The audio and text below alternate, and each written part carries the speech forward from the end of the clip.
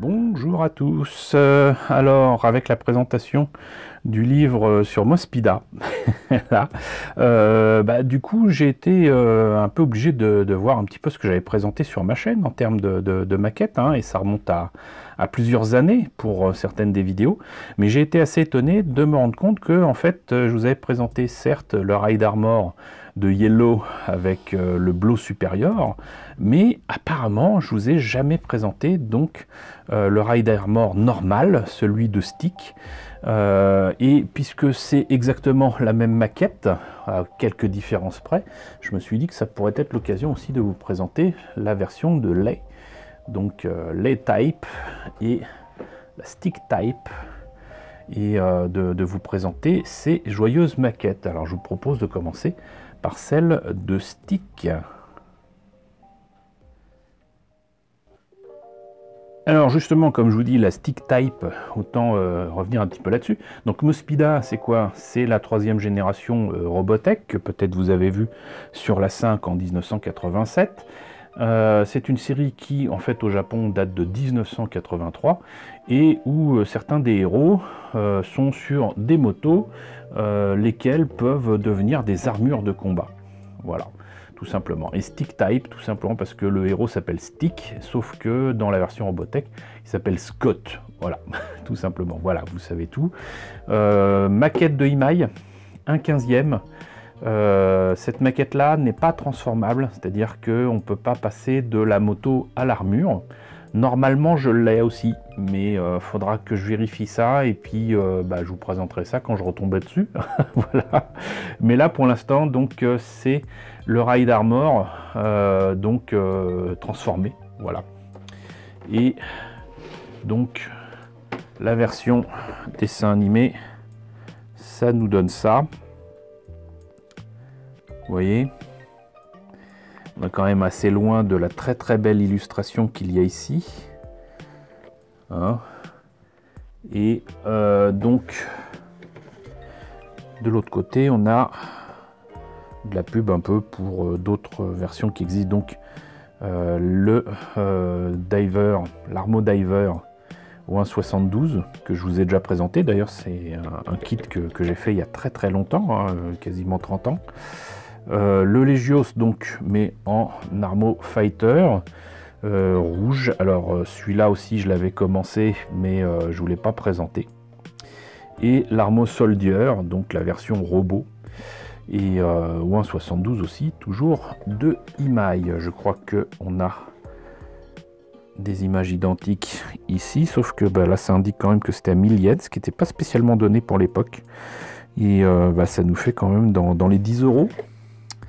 Voilà, mais pour autant, le kit est bel et bien de 1983. Alors, sans plus tarder, voyons ce que ça donne à l'intérieur. Toujours ces notices que j'aime beaucoup en couleur, qui me rappellent beaucoup de souvenirs, que ce soit avec du Macross, du Orgus, du Southern Cross, du Mospeada.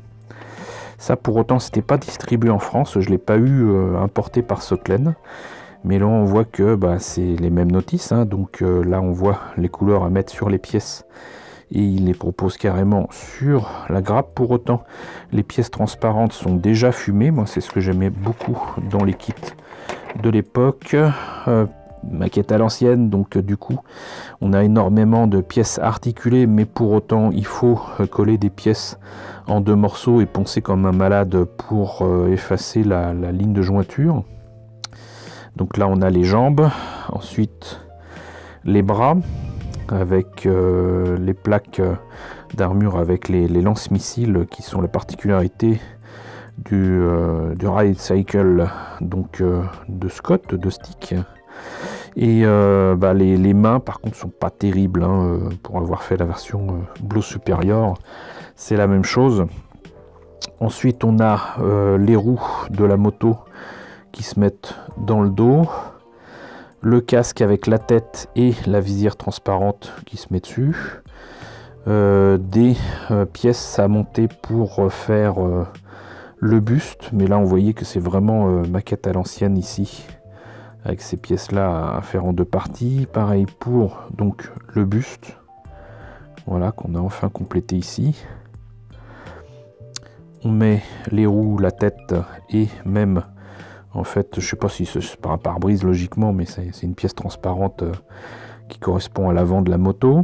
On met donc les bras et les jambes et on se retrouve avec cela. Ce qui est quand même pas mal, même pour l'époque. Simplement, comme je vous l'ai dit pour la Blo supérieure, ça comme c'est en 2 parties, à poncer ça doit pas être la joie, donc j'ai carrément remplacé ça avec des cabochons. Et ça rend très bien, ça rend très bien. Inédit, donc je suis assez content. Si vous tombez sur ce genre de maquette rééditée, je vous conseille d'en faire autant. Donc qu'est-ce que ça donne au niveau des pièces? Je suis désolé, je ne les sortirai pas. Des grappes, c'est très ancien et je sais par expérience avec justement la version Light Type que je vais vous présenter tout à l'heure qu'on peut perdre des pièces ou les voir partir, hein. Et là on voit que la décalco, la planche de décalco, bah, elle a quand même souffert, elle a un peu jauni. Et le blanc n'est plus vraiment très blanc ici. Mais bon, là par contre je suis assez étonné parce que les pièces sont transparentes et non pas fumées. Dans mes souvenirs c'était fumé. Mais visiblement je me trompe. Bon, mais j'ai pas rêvé. Là ça semble quand même bien fumé. Bref, donc là on voit quand même la taille du truc, là le casque, la tête qu'on voit à peine ici. Voilà, et il y a une dernière grappe qui elle est blanche, enfin blanc laiteux, un peu bleu. Voilà, et vous voyez que donc il n'y a pas énormément de pièces, ce qui m'étonne d'autant plus pour le prix que c'était vendu. Donc ça c'était la version stick. Je vous propose de passer à la version Light Type.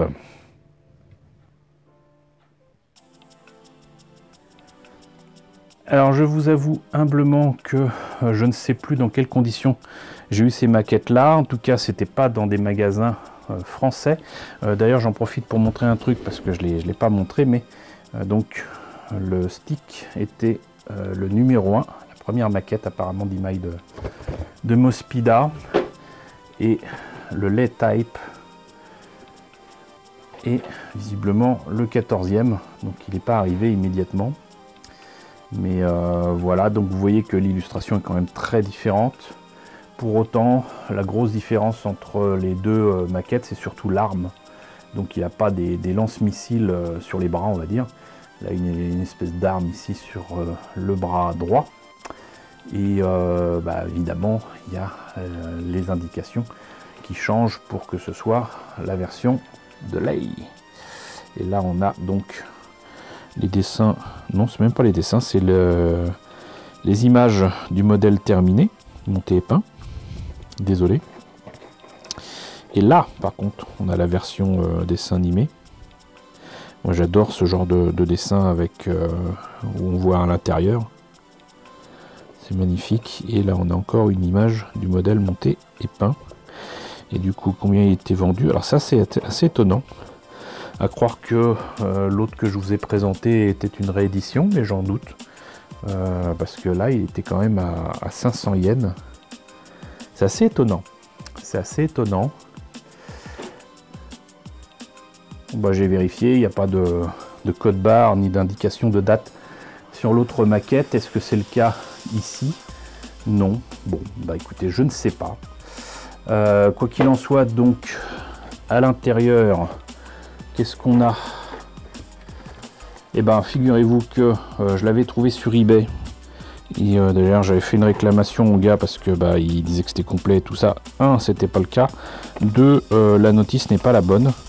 Et il avait envoyé la mauvaise notice à quelqu'un d'autre qui avait commandé cette maquette-là de Surf and Cross et qui avait certainement dû avoir ma notice. Il n'a pas été capable de m'indiquer qui avait commandé ça pour avoir éventuellement un échange de bons procédés, quoi. Voilà, ça c'est le tarif lettre. J'aurais pu envoyer ça à la personne et puis voilà, mais bon. Donc du coup, ça rime à rien de vous montrer ça, malheureusement. Mais vous avez vu la notice, c'est pour ça que je tenais à vous montrer les deux en même temps d'ailleurs. La notice de stick. Donc là, on a la même grappe, donc blanc laiteux là. Et là, on voit quand même que en plus, les pièces avaient quand même franchement morflé. Vous voyez là, ici, là comme si ça avait été laissé à la lumière, je sais pas. Mais très clairement à la lumière quelque part, là non, là oui. Et j'étais pas content, vous le devinez. Et donc là, une pièce identique à celle de Stick avec en plus les armes qui ne seront pas utilisées. Mais du coup, il y a une grappe supplémentaire pour donc les détails qui changent pour cette version-là, avec l'arme et les avant-bras. Et là, il y avait une pièce différente. Alors, je ne sais pas du tout laquelle c'était, mais je sais aussi qu'il manquait du coup la visière du casque. Et là, j'étais vraiment hors de moi. Et c'était pas cool. C'était pas cool du tout. Mais bon, ainsi va la vie. Et un jour, j'aurai certainement la possibilité d'avoir les autres maquettes éventuellement rééditées en non transformable. Et il me semble que j'ai normalement la réédition de la maquette, donc transformable pas au 1/15e mais au 1/12e, qui fait à la fois la version Stick et la version lait, donc transformable. Donc entre guillemets, tout va bien, voilà. Mais j'étais pas heureux sur le moment. Voilà, bah écoutez, c'était la présentation des 2 Ride Armor au 1/15e que j'ai retrouvé là. Et j'en ai d'autres, hein. Il faut encore que je vous présente la version Bartley. Logiquement, je l'ai quelque part, mais je ne l'ai pas avec moi. Je vous ai déjà présenté la Blow supérieure. Vous avez eu le lien pour voir ce que ça donne. Donc, bah écoutez, j'espère que la présentation de ces vieux kits vintage vous a intéressé. N'hésitez pas à me dire ce qu'il en est dans la section commentaires, n'hésitez pas à liker, n'hésitez pas à partager, c'est très important, n'hésitez pas à vous abonner si ce n'est pas déjà le cas. Coucou aux nombreux abonnés qui nous ont rejoints ces derniers temps, bienvenue ici.